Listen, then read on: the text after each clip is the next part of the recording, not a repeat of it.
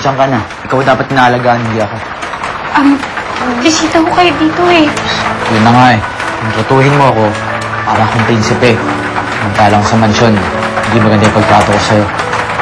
Wala ko yun. Ayos lang po yun. Sa pa nga pala, pwede bang yung po, tsaka sir, tanggalin mo na yun? Eric na lang. Sige na, diyan ka na sa kama. Hindi na ako sa labas.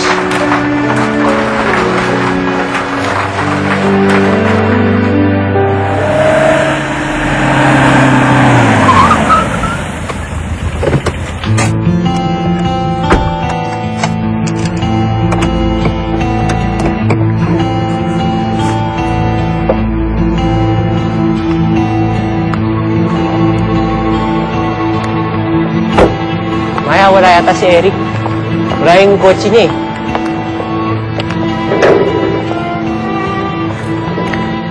Tawagan mo na kaya? Kanina ko pa nga tinatawagan, hindi nga ako sinasagot. Sa mansyon kaya, baka nandun siya. Teka. Kaya pwede ba bukas na lang? Hindi nga. Anniversary namin ngayon eh. Ano ba naman to? Hindi man lang ako nakabati. Anniversary namin ngayon. Oo nga. Anniversary niyo pala ngayon, pero parang ikaw lang nakakaalala.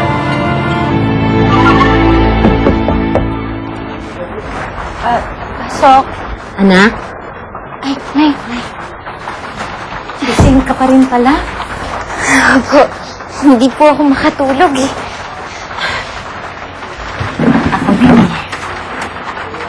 Alam mo, anak, alam ko sinabi mo na maayos ka na dun sa mga Valderrama. Pero, ewan ko ba, natatakot pa rin ako eh. Wag po kayong mag-alalay na eh. Wag naman akong problemahin na is naman po ako doon. Alam ko. Kaya lang may sinabi sa akin ng tatay mo. Sabi niya, ang mga Valderrama daw ang rason kung bakit nasira ang buhay niya. Kung bakit nasira ang buhay natin. Bakit niyo po sinasabi yun? Ewan. Gusto lang niya sigurong paktakpan lahat ng mga pagkukulang niya, lahat ng kasalanan niya. Yun lang siguro. Sige. Magpahinga ka na, matulog ka na. Sige po.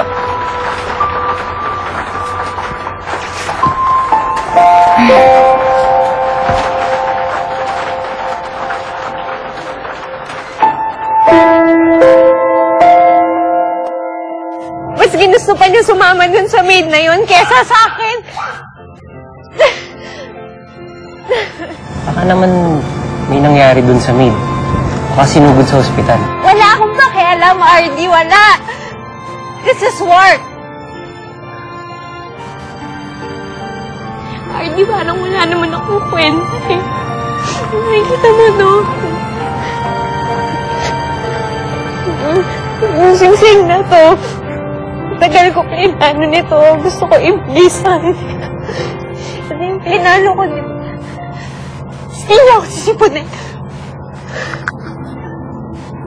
I swear to God, RD, mark this day. Kahit sinong babae ang lumapit o maugnay kay Eric, she will pay for it.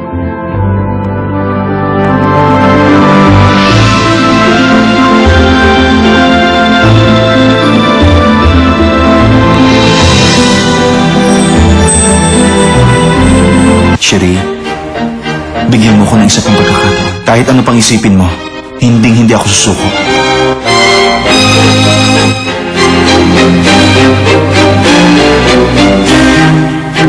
Si Sherry mismo ang nagsabi na talagang mahal niya si Kyle. Talaga?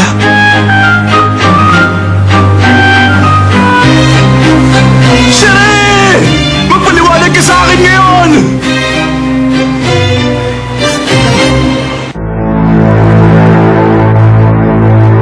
Ano bang pakiramdam pag nakakita ka ng multo? Parang hindi totoo. Akala mo, namamaliwan tayo. At ang balahibo mo, tuloy-tuloy ang pagtahan.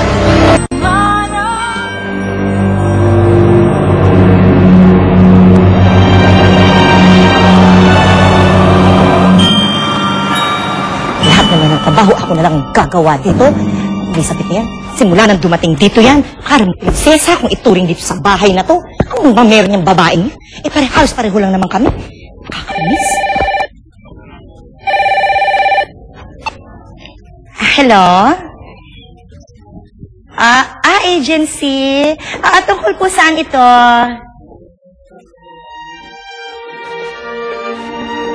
Ho? Ay, Palara?